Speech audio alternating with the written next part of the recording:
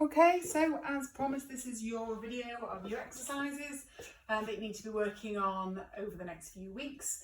As I said, as soon as you know when you're coming home for the weekend, just drop me a text and I'll get you booked in for a Friday afternoon so we can keep an eye on that shoulder. We discussed today a probable diagnosis of long thoracic nerve palsy, even though I said it's a little bit unusual because we've not really got a history of anything that would bring it on. But you've probably gone away and Googled stuff. I don't want you to worry. The most important thing to say is there is a weakness in that muscle, that serratus anterior muscle that we talked about in particular, but it's not completely absent. It's doing something and we can work with that and build up your strength. As I said, I felt that was the most likely diagnosis because the muscle serratus anterior was most strongly affected. Having said that, there are other muscles sort of affected as well. Have they just got a little bit weaker because that shoulder blade isn't quite doing what it should be doing? Or is your picture more of a kind of global, what we call scapular dyskinesia?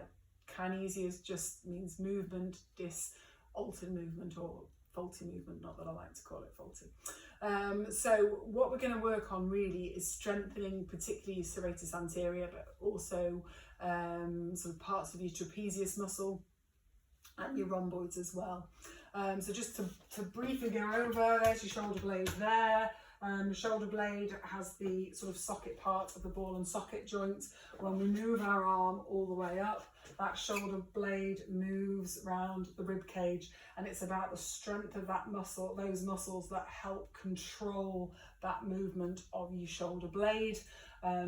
It's really important that we get that strength back because a good shoulder blade, as I say, it's the socket for the ball and socket joint of the shoulder, and we need the muscles around that shoulder blade working well so that we don't have any future problems with your shoulder, which we won't because we're going to get on top of it.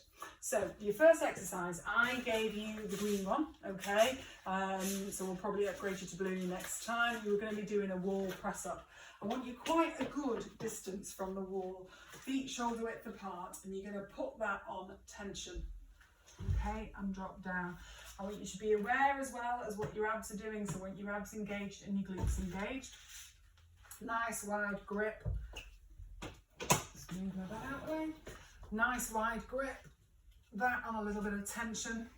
And you're going to come down. As you come down, what I want you to do is squeeze your shoulder blades together. And then as you push off, I want you to exaggerate that round. So come down, squeeze your shoulder blades together. Come up, exaggerate that round. So what we're really working on is sort of that movement, if you like, but we're doing it with a bit of resistance, like you get your body weight and a little bit of resistance from this. What you've got to be really aware of is what goes on up here. So because we haven't got the strength and the stability here, you are overusing here a little bit, and that's why you're aware that we've got this little bit of a hitch. So you need to really think when you're in that position, and what's this doing? I don't want it up there. Okay, so it's think about, I said that cue of put your shoulder blades in your back pocket. So we've got a nice long line there, and that stays there as you come down and squeeze and come back, and that over push there. So you're really pushing the center of that chest away from the wall, but without that happening. So that was your first one. Actually, we'll go on to the bed. So your one's on the bed. So lying on your tummy on the bed, and you want a weight. If you remember, sorry, my pillow's just fallen over. We just use the bottle, so you don't have to go out and buy hand weights. Use a bottle of water. Or a bottle of whatever else you may be drinking in Freshers Week. So you are lying on your tummy, and all I had you doing was holding that weight out. First of all, thinking about putting that shoulder blade down. So again, we've not got that pattern. So shoulder blade in your back pocket, and we just had you lifting and holding. So this is what we call an isometric contraction. And that's really targeting those some of the fibers of the trapezius muscle, so your mid fibers of your trapezius muscle really. And then we're going to bring it up into that position. Again, you want to make sure you're not hitching, that shoulder blade is down, and you're just going to do a static hold again with that. Okay, with those exercises, you are, as we talked about, working to the point of failure, which I appreciate failure is a horrible word, but as we discussed, it's about getting all those muscle fibers to fire. And it's being aware that you are not compensating up there. So you may only be able to do a small number of repetitions, but I would much rather you do a small number of repetitions well and really target where we want targeted and not do too many and have this compensating. Once it starts to feel quite easy from just a static hold point of view, your progression then, and this might be stuff you'll be able to do in the gym as well, is to then add in, you can add it in the other side as well, so you're bringing up and doing a squeeze in that position. But then what you've really got to concentrate on is a slow, controlled release down. Okay, so it's really slow and controlled down, and then fairly dynamic up. Okay, and a slow, controlled down. And as I've said umpteen times already, you have to be very conscious of what's going on here.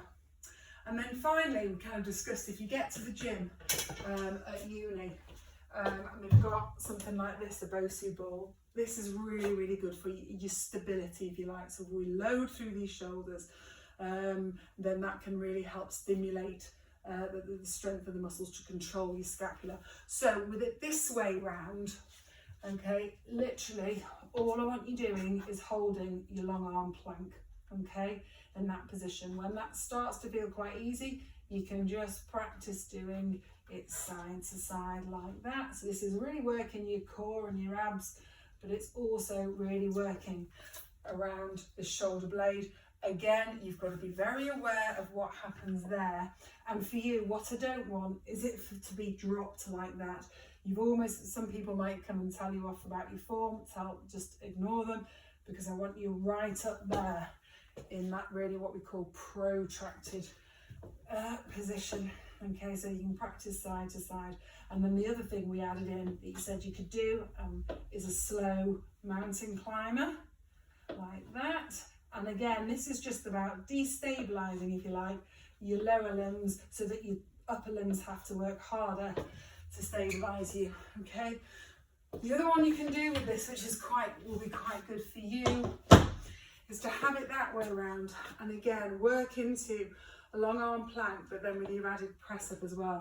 So we're going to have that left arm down there, so again we're in this protracted position like that, and as that feels comfortable, just holding it there, can we then bring it down into a slow controlled press up and push up and really get that protraction on that left side. So slow control, lower and up. Okay, and as I said, we're working to the point of failure, to the point that we can't do anymore. The most efficient way and effective way of getting strength gains is by using a higher weight or a higher resistance and doing a lower number of reps. So I will say to patients, sort of 3 lots of 5 reps with a sort of 90-second to 2-minute gap between. But, and there's a big but, it is all about your technique. And if you are compensating and using this too much, you either need to lower your weight or lower your number of reps. As I said right back at the beginning, as soon as you know which weekends you're going to be heading back here from Birmingham, just drop me a text and I'll get you into a Friday afternoon appointment. If you've got any questions at all, by all means, just text me as you get along. If you are thinking, if you're more concerned about this shoulder blade, or you're doing an exercise and you think, actually, I wouldn't mind progressing that, this now feels easy, then again, just get in touch with me. The other thing that would probably might be quite useful is you doing a little video for me. For example, getting someone to film you. So if you're doing an exercise and your shoulder blade, you think, I'm not quite happy with the position, literally just get a mate to film it for 30 seconds so I can watch what that shoulder blade does while you're doing sort of a next progression that you may have come up with yourself. And that's absolutely fine. So basically, I'm here if you need me, and all being well, I'll see you in a few weeks' time when you've settled into uni and you pop back to get your washing done and a decent meal and things like that. Okay, any questions at all, just let me know. Otherwise, enjoy your first week at uni.